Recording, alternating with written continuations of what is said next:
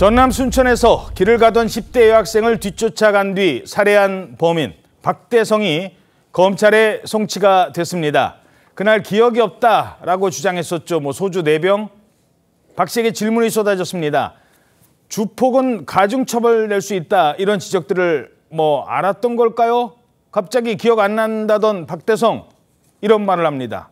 조금씩 기억이 나는 것 같아요. 범행 기억 아직도 안 나십니까? 기억 안 나요? 죄송합니다. 기억 전혀 안 나요? 조금씩 나고 있습니다. 조금씩 어디까지 기억이 나요? 어디까지 기억나요? 범행 계획하셨습니까? 피해자에게 아직도 사과하실 생각 없으십니까? 유가족한테 사과하실 마음 없으세요? 전 국민이 분노하고 있는데 할 말 없나요? 죄송합니다. 피해자에게 하고 싶은 말 없나요? 죄송합니다.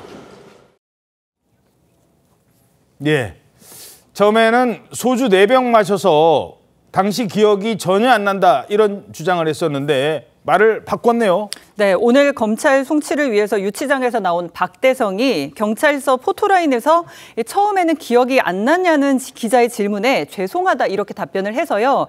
이전의 주장을 되풀이하는 듯 했습니다. 그런데 돌연 조금씩 기억이 나고 있다, 이렇게 말을 하면서 이전과 다른 이야기를 했습니다. 하지만 어떤 부분이 기억이 나는지, 또 어디까지 기억이 나는지 취재진이 재차 물었는데 이에 대해서는 대답을 하지 않고 묵묵부답했습니다. 경찰 측에서는요, 사전에 마스크나 모자 착용을 고려했다고 합니다. 그런데 박대성은 아무것도 착용하지 않은 채 등장을 했고요.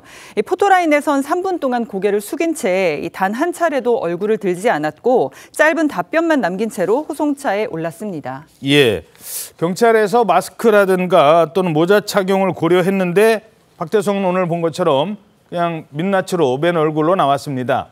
이게 누구의 결정인지는 모르겠습니다만 일단 썩 보기 좋은 얼굴은 아닌 것 같습니다. 아직도 좀 불편합니다. 그런데 왜 바꿨을까요? 왜 말을 바꿨을까요? 범죄심리 전문가는 이렇게 분석하고 있습니다. 일종의 대명사 같은 느낌이 드는, 자기가 생각하는 많이 취한 숫자가 4인 거죠. 근데 이제 문제는 그거죠. 보통 블랙아웃이라고 하면은 아예 안 나는 게 맞아요. 그냥 딱 필름이 딱 끊겨지는 거죠. 근데 자기도 조금씩 기억은 난다는 거잖아요. 그러니까 안 난 건 아니지. 그러니까 처음부터 기억을 하면서도 기억 안 나요, 이런 주장을 했을 가능성이 있다는 거잖아요. 그렇지만 변명일 뿐이라고 봅니다. 전문가는 사건 파일 24에 박대성이 숫자를 정확하게 제시했다고 해서 그 숫자가 맞는 건 아니다라고 입장을 밝혔는데, 본인이 생각하는 평소에 많이 취했을 때 마시는 숫자의 병수가 4병이다, 이런 의미로 파악하면 될 것 같습니다. 그러니까 그렇게 취했던 사람이 비틀거리지도 않고 직진해서 피해자를 공격했고, 그리고 도망갈 때에도 비틀거리거나 그런 기색이 없이 뛰어서 도망을 갔거든요.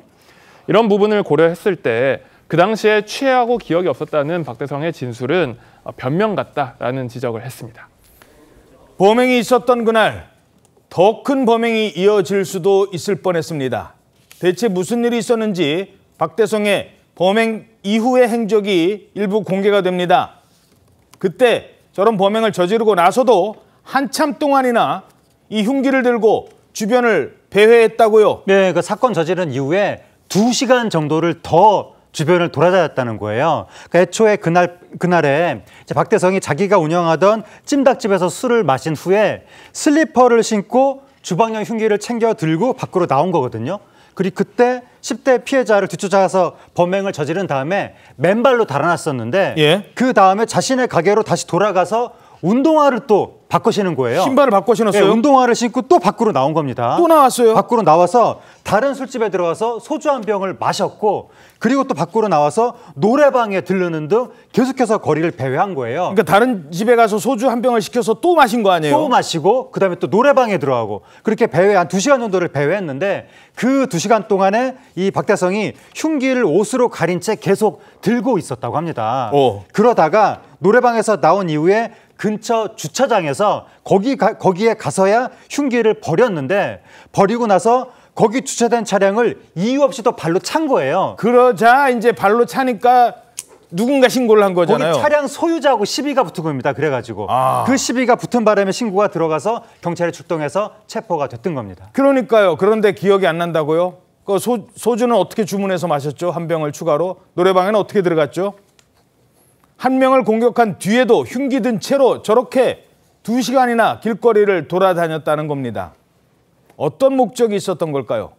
범죄 심리 전문가의 분석 조금 더 들어보시죠. 살인 후 각성이라고 하는 단계가 있는데 살인을 한 후에 일종의 흥분된 상태거든요. 흥분이 가라앉지 않은 상태에서 다른 공격 대상을 찾기 위해서 일종의 자랑을 하고 싶은 거죠. 자랑도 하고 또 다른 공격 대상이 나타나면 공격할 수 있는 상황. 그 상태였을 가능성이 높습니다. 예. 어쩌면 박대성에 의해서 더 많은 피해자가 나왔을 수도 있었다는 겁니다. 박대성이 잔혹한 범행을 저지르기 바로 직전에도 마주쳤다는 또 한 사람이 있었습니다. 이 사람은 누굽니까? 박대성의 가게 앞을 지나던 택시기사라고 합니다. 박대성이요, 이날 범행을 저지르기 전에 가장 먼저 만난, 어쩌면 범행 대상으로 물색했을지도 모르는 대상이다라는 생각도 드는데, 당시 박대성이 휴기를 수지한 채 인도를 살피면서 가게 앞을 30분 정도 들락날락하면서 왔다 갔다 했다는 거예요. 그러니까 왔다 갔다 하니까 택시기사가 혹시 승객인가 택시 기다리는 사람인가 싶어서 멈춰섰다는 겁니다. 그때 당시 흉기를 박대성이요, 몸 뒤에 감추고 택시기사와 대화를 나눴는데, 이 기사는 그나마 천만다행으로 이 박대성을 태우지 않고 현장을 떠납니다.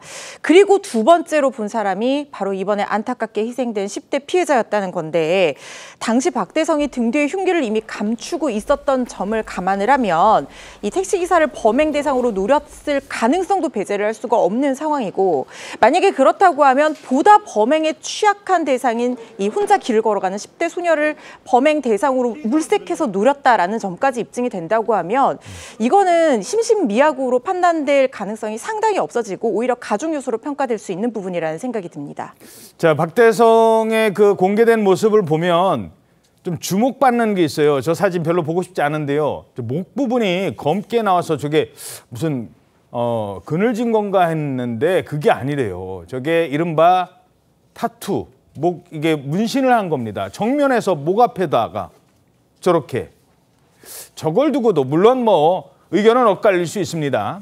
이거는 여기까지 지금부터는 좀 분석적인 내용인데, 목의 정면에 사람이 앞에서 보는데 저렇게 목에다가 문신한 거를 두고 분석들이 나오고 있다고요? 네, 그렇습니다. 이 박대성의 목에 있는 문신이 주목을 받으면서요, 온라인상에서 목에 문신이 있었던 다른 흉악범들까지 재조명되기도 했는데요. 한 범죄 심리 전문가는 이런 분석을 내놨습니다. 박대성이 폭력 전과가 있는 것으로 알고 있다. 그리고 목에 문신이 있는데 일반적으로 문신을 목의 정면에 하지는 않는다. 이렇게 지적을 하면서 결국은 그런 것들을 보는 사람에게 공포를 유발하려고 하는 의도다라고 말을 했습니다. 그리고 또 다른 전문가는 저희 사건 파일 24일에 다른 사람에게 일종의 위협감을 주려고 목에 문신을 하는 건 맞다면서도요, 팔에 해도 위협을 느낄 수 있는 게 문신이라면서 특별히 목에 문신을 했다는 이유 하나만으로 범죄와 연관지어서는 안 된다고 설명했습니다. 예.